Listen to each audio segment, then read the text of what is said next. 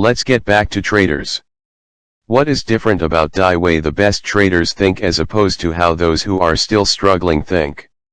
While the markets can be described as an arena of endless opportunities, they simultaneously confront the individual with some of the most sustained, adverse psychological conditions you can expose yourself to.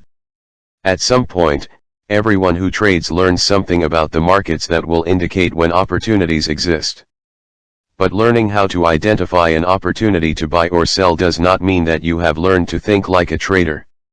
The defining characteristic that separates the consistent winners from everyone else is this: the winners have attained a mindset, a set of attitudes that allows them to remain disciplined, focused, and, above all, confident in spite of the adverse conditions.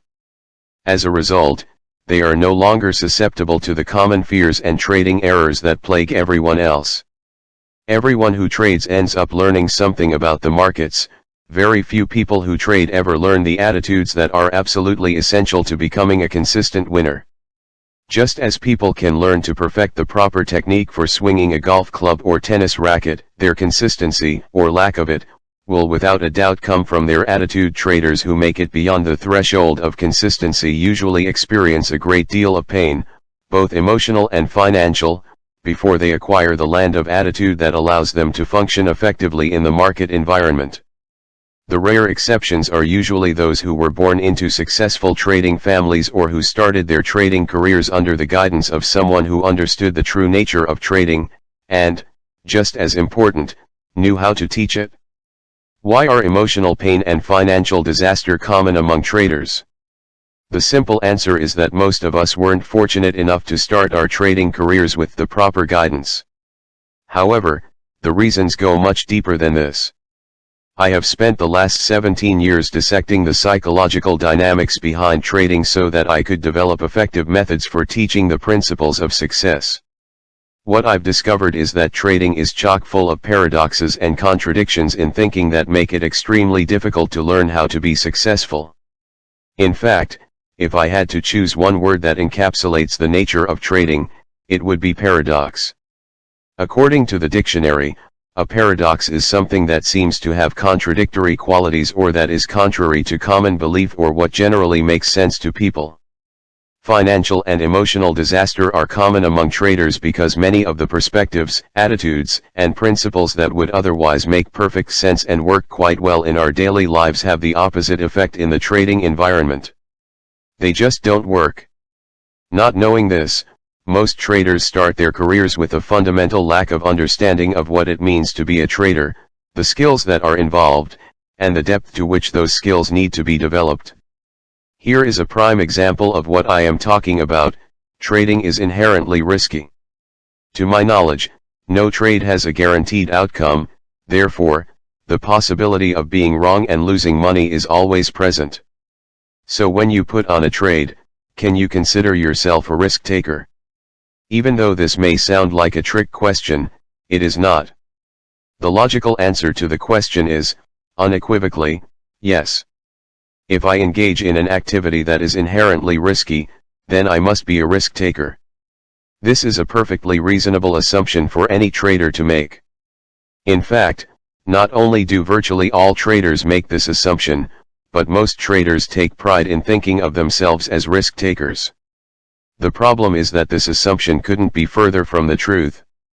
Of course, any trader is taking a risk when you put on a trade, but that doesn't mean that you are correspondingly accepting that risk. In other words, all trades are risky because the outcomes are probable, not guaranteed. But do most traders really believe they are taking a risk when they put on a trade? Have they really accepted that the trade has a non-guaranteed, probable outcome? Furthermore, have they fully accepted the possible consequences? The answer is, unequivocally, no. Most traders have absolutely no concept of what it means to be a risk taker in the way a successful trader thinks about risk. The best traders not only take the risk, they have also learned to accept and embrace that risk.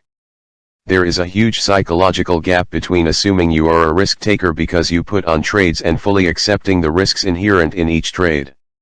When you fully accept the risks, it will have profound implications on your bottom line performance. The best traders can put on a trade without the slightest bit of hesitation or conflict, and just as freely and without hesitation or conflict, admit it isn't working. They can get out of the trade even with a loss, and doing so doesn't resonate the slightest bit of emotional discomfort. In other words, the risks inherent in trading do not cause the best traders to lose their discipline, focus, or sense of confidence. If you are unable to trade without the slightest bit of emotional discomfort, specifically, fear, then you have not learned how to accept the risks inherent in trading. This is a big problem, because to whatever degree you haven't accepted the risk, is the same degree to which you will avoid the risk. Trying to avoid something that is unavoidable will have disastrous effects on your ability to trade successfully. Learning to truly accept the risks in any endeavor can be difficult, but it is extremely difficult for traders, especially considering what's at stake. What are we generally most afraid of, besides dying or public speaking? Certainly, losing money and being wrong both rank close to the top of the list. Admitting we are wrong and losing money to boot can be extremely painful, and certainly something to avoid. Yet as traders, we are confronted with these two possibilities virtually every moment we are in a trade. Now, you might be saying to yourself, apart from the fact that it hurts so much, it's natural to not want to be wrong and lose something, therefore, it's appropriate for me to do whatever I can to avoid it. I agree with you. But it is also this natural tendency that makes trading, which looks like it should be easy, extremely difficult. Trading presents us with a fundamental paradox. How do we remain disciplined, focused, and confident in the face of constant uncertainty? When you have learned how to think like a trader, that's exactly what you'll be able to do. Learning how to redefine your trading activities in a way that allows you to completely accept the risk is the key to thinking like a successful trader. Learning to accept the risk is a trading skill, the most important skill you can learn. Yet it's rare that developing traders focus any attention or expend any effort to learn it. When you learn the trading skill of risk acceptance, the market will not be able to generate information that you define or interpret as painful. If the information the market generates doesn't have the potential to cause you emotional pain, there's nothing to avoid. It is just information, telling you what the possibilities are. This is called an objective perspective, one that is not skewed or distorted by what you are afraid is going to happen or not happen. I'm sure there isn't one trader reading this book who hasn't gotten into trades too soon before the market has actually generated a signal, or too late long after the market has generated a signal. What trader hasn't convinced himself not to take a loss and, as a result, had it turn into a bigger one, or got out of winning trades too soon, or found himself in winning trades but didn't take any profits at all, and then let the trades turn into losers, or moved stop losses closer to his entry point, only to get stopped out and have the market go back in his direction. These are but a few of the many errors traders perpetuate upon themselves time and time again. These are not market-generated errors. That is, these errors do not come from the market. The market is neutral, in the sense that it moves and generates information about itself. Movement and information provide each of us with the opportunity to do something, but that's all. The markets don't have any power over the unique way in which each of us perceives and interprets this information, or control of the decisions and actions we take as a result. The errors I already mentioned and many more are strictly the result of what I call faulty trading attitudes and perspectives. Faulty attitudes that foster fear instead of trust and confidence. I don't think I could put the difference between the consistent winners and everyone else more simply than this: the best traders aren't afraid. They aren't afraid because they have developed attitudes that give them the greatest degree of mental flexibility to flow in and out of trades based on what the market is telling them about the possibilities from its perspective. At the same time, the best traders have developed attitudes that prevent them from getting reckless. Everyone else is afraid, to some degree or another.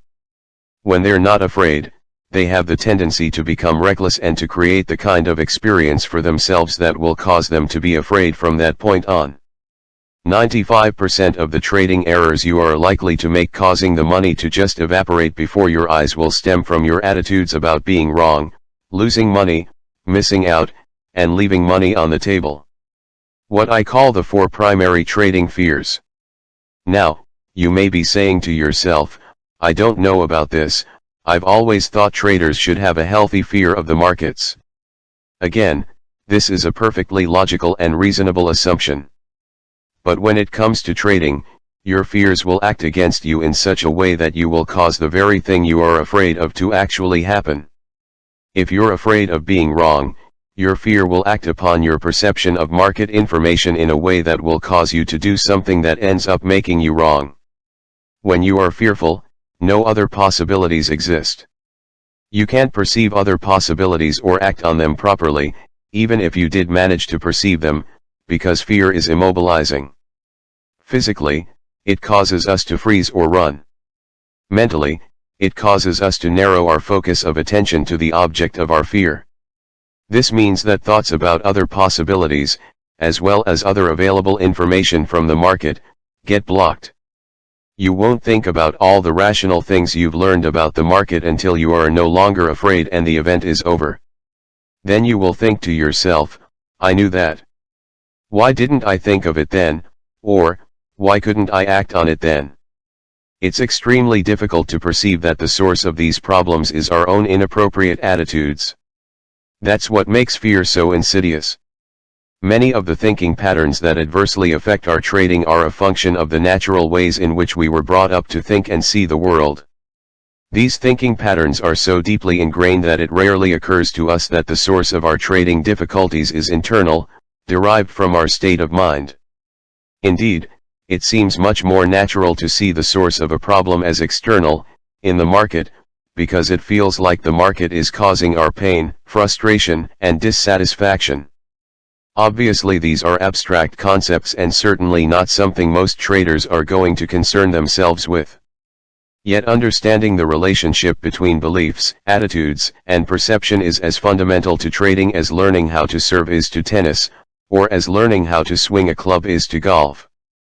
Put another way, understanding and controlling your perception of market information is important only to the extent that you want to achieve consistent results. I say this because there is something else about trading that is as true as the statement I just made. You don't have to know anything about yourself or the markets to put on a winning trade, just as you don't have to know the proper way to swing a tennis racket or golf club in order to hit a good shot from time to time. The first time I played golf, I hit several good shots throughout the game even though I hadn't learned any particular technique, but my score was still over 120 for 18 holes. Obviously, to improve my overall score, I needed to learn technique. Of course, the same is true for trading. We need technique to achieve consistency. But what technique? This is truly one of the most perplexing aspects of learning how to trade effectively. If we aren't aware of, or don't understand, how our beliefs and attitudes affect our perception of market information, it will seem as if it is the market's behavior that is causing the lack of consistency. As a result, it would stand to reason that the best way to avoid losses and become consistent would be to learn more about the markets. This bit of logic is a trap that almost all traders fall into at some point, and it seems to make perfect sense. But this approach doesn't work. The market simply offers too many often conflicting variables to consider.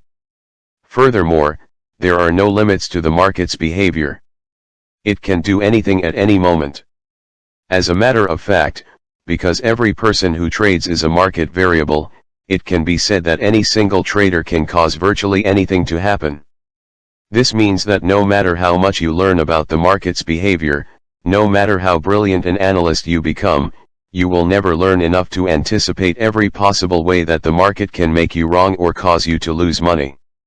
So if you are afraid of being wrong or losing money, it means you will never learn enough to compensate for the negative effects these fears will have on your ability to be objective and your ability to act without hesitation.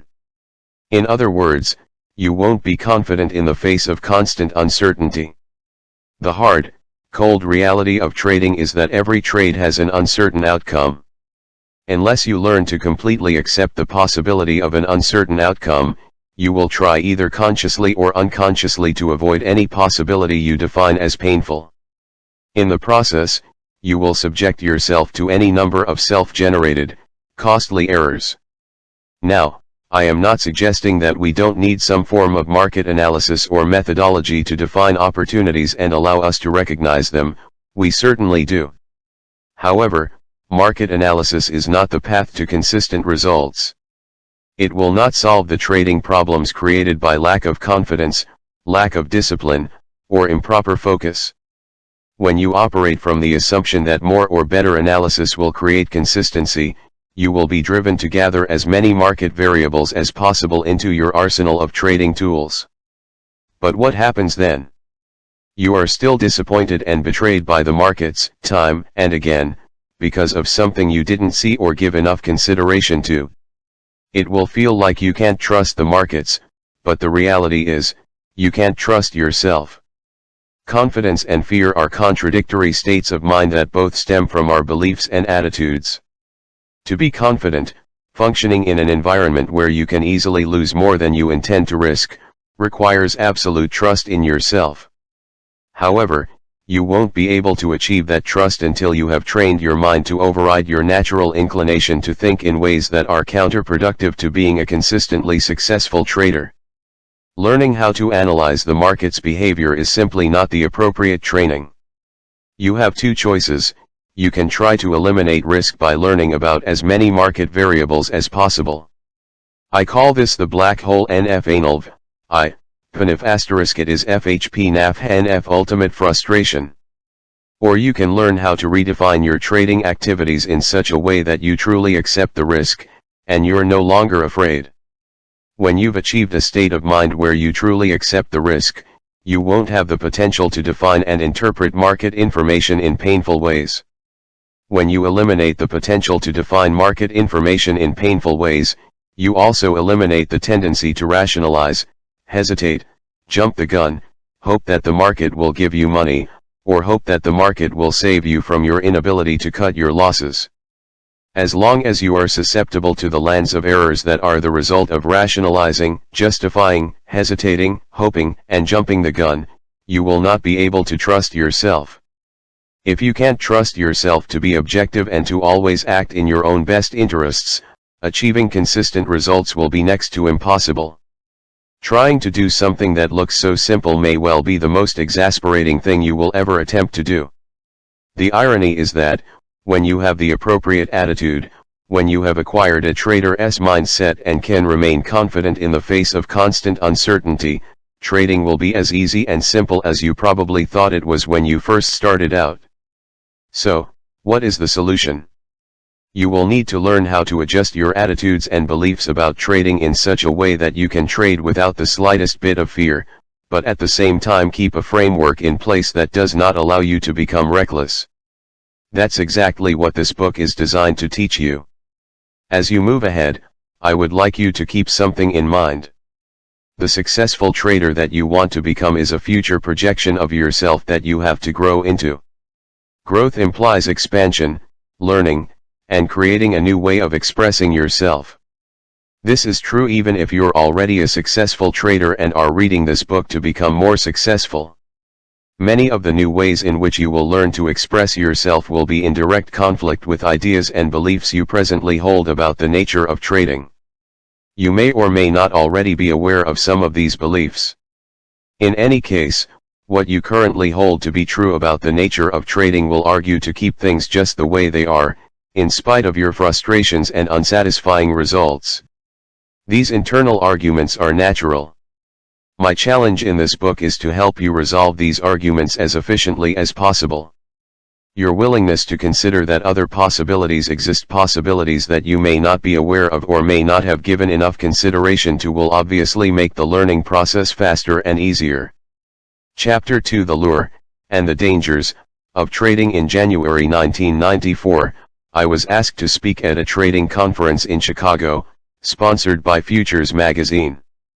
At one of the luncheons I happened to be sitting next to an editor for one of the major publishers of books about trading. We were having a lively conversation about why so few people become successful at trading, even people who are otherwise very accomplished. At one point, the editor asked me if a possible explanation for this phenomenon might be that people were getting into trading for the wrong reasons. The attraction I had to pause for a moment to think about this. I agree that many of the typical reasons people are motivated to trade, the action, euphoria, desire to be a hero, the attention one can draw to himself by winning, or the self-pity that comes from losing, create problems that will ultimately detract from a trader's performance and overall success. But the true underlying attraction to trading is far more fundamental and universal. Trading is an activity that offers the individual unlimited freedom of creative expression, a freedom of expression that has been denied most of us for most of our lives. Of course, the editor asked me what I meant by this. I explained that in the trading environment, we make almost all of the rules. This means there are very few restrictions or boundaries on how we can choose to express ourselves. Of course, there are some formalities such as having to become a member of an exchange to be a floor trader, or meeting the minimum financial requirements to open a brokerage account if you're an off-the-floor trader. But otherwise, once you are in a position to start trading, the possibilities that exist for how you go about doing it are virtually limitless. I went on to give him an example from a seminar I attended several years ago. Someone had calculated that, if you combined bond futures, bond options, and the cash bond markets, there would be over 8 billion possible spread combinations. Now add the timing considerations based on how you read the prevailing market conditions, and the various ways to trade become virtually limitless. The editor paused for a moment and asked, but why would having access to such an unrestricted environment result in fairly consistent failure? I answered, because unlimited possibilities coupled with the unlimited freedom to take advantage of those possibilities present the individual with unique and specialized psychological challenges, challenges that very few people are properly equipped to deal with, or have any awareness of for that matter, and people can't exactly work on overcoming something if they don't even know it's a problem. The freedom is great. All of us seem to naturally want it, strive for it, even crave it. But that doesn't mean that we have the appropriate psychological resources to operate effectively in an environment that has few, if any, boundaries and where the potential to do enormous damage to ourselves exists. Almost everyone needs to make some mental adjustments, regardless of their educational background, intelligence, or how successful they've been in other endeavors. The kind of adjustments I'm talking about have to do with creating an internal mental structure that provides the trader with the greatest degree of balance between the freedom to do anything and the potential that exists to experience both the financial and psychological damage that can be a direct result of that freedom. Creating a mental structure can be difficult enough, especially if what you want to instill is in conflict with what you already believe. But for those of us who want to be traders, the difficulty of creating the appropriate structure is invariably compounded by a backlog of mental resistance that starts developing at the very earliest stages of our lives. All of us are born into some sort of social environment. A social environment, or society, whether it's a family, city, state, or country, implies the existence of structure. Social structures consist of rules, restrictions, boundaries, and a set of beliefs that become a code of behavior that limits the ways in which individuals within that social structure can or cannot express themselves. Furthermore, most of the limitations of social structure were established before we are born. In other words, by the time any of us get here, most of the social structure governing our individual expression is in place and well entrenched. It's easy to see why a society's need for structure and the individual's need for self-expression can conflict. Every person who wants to master the art of trading faces just such a fundamental conflict. I'd like you to ask yourself what one characteristic, a form of personal expression, is common to every child born on this planet, regardless of the location, culture, or social situation the child is born into. The answer is curiosity.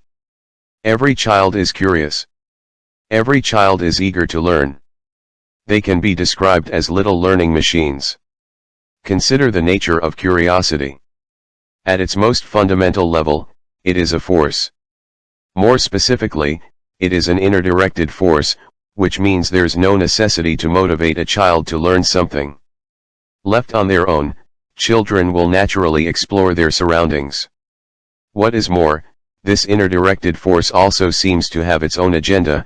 In other words, even though all children are curious, not all children are naturally curious about the same things. There's something inside each of us that directs our awareness. Even infants seem to know what they want and don't want. When adults encounter this unique display of individuality expressed by an infant, they're usually surprised. They assume that infants have nothing inside of them that makes them uniquely who they are. How else would infants express their individuality than by what in their environment attracts or repels them? I call this inner directed guidance the force of natural attractions. Natural attractions are simply those things about which we feel a natural or passionate interest. Ours is a big and diverse world, and it offers each of us a great deal to learn about and experience. But that doesn't mean each of us has a natural or passionate interest in learning about or experiencing all there is. There's some internal mechanism that makes us naturally selective. If you think about it, I'm sure you could list many things to do or be that you have absolutely no interest in. I know I could. You could also make another list of the things you are only marginally interested in. Finally, you could list everything you have a passionate interest in. Of course, the lists get smaller as the interest levels rise. Where does passionate interest come from? My personal view is that it comes from the deepest level of our being, at the level of our true identity. It comes from the part of us that exists beyond the characteristics and personality traits we acquire as a result of our social upbringing. The dangers it is at the deepest level of our being that the potential for conflict exists. The social structure that we're born into may or may not be sensitive to these inner directed needs and interests. For example, you may have been born into a family of extremely competitive athletes, but feel a passionate interest in classical music or art. You may even have natural athletic ability, but no real interest in participating in athletic events. Is there any potential for conflict here? In a typical family, most members would put a great deal of pressure on you to follow in the footsteps of your brothers, sisters, or parents. They do everything possible to teach you their ways and how to get the most out of your athletic ability. They discourage you from seriously pursuing any other interests. You go along with what they want, because you don't want to be ostracized, but at the same time, doing what they want you to do just doesn't feel right, although everything you've learned and been taught argues in favor of becoming an athlete. The problem is, it doesn't feel like who you are.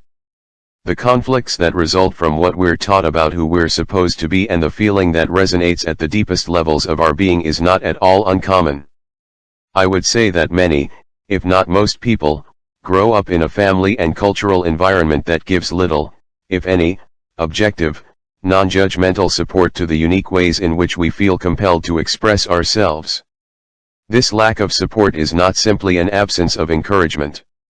It can be as deep as the outright denial of some particular way in which we want to express ourselves. For example, let's look at a common situation: a toddler, who for the first time in his life, notices this thing, which we call a vase, on the coffee table. He is curious, which means there's an inner force that's compelling him to experience this object. In a sense, it's as if this force creates a vacuum in his mind that has to be filled with the object of his interest. So, he focuses on the vase, and, with deliberate intent, crawls across the vast expanse of the living room floor to the coffee table. When he gets there, he reaches up to the edge of the table to pull himself to his feet. With one hand firmly on the table to maintain his balance, his other hand reaches out to touch this thing he has never experienced. Just at that moment, he hears a scream from across the room, "No! Don't touch that!" Startled, the child falls back on his butt, and begins to cry. Obviously, this is a very common occurrence and one that is completely unavoidable.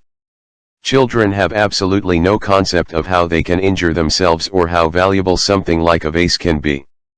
In fact, learning what is safe and what isn't and the value of things are important lessons the child must learn. However, there are some extremely important psychological dynamics at work here that have a direct effect on our ability to create the kind of discipline and focus necessary to trade effectively later in life. What happens when we're denied the opportunity to express ourselves in the way we want to, or we're forced to express ourselves in a way that doesn't correspond with the natural selection process? The experience creates an upset. Being upset implies an imbalance. But what exactly is out of balance? For something to be out of balance, there has to be something that's in balance or in equal proportion in the first place. That something is the relative degree of correspondence that exists between our inner, mental environment and the exterior environment where we experience our lives. In other words, our needs and desires are generated in our mental environment, and they are fulfilled in the exterior environment. If these two environments are in correspondence with one another, we're in a state of inner balance and we feel a sense of satisfaction or happiness. If these environments are not in correspondence, we experience dissatisfaction, anger, and frustration, or what is commonly referred to as emotional pain.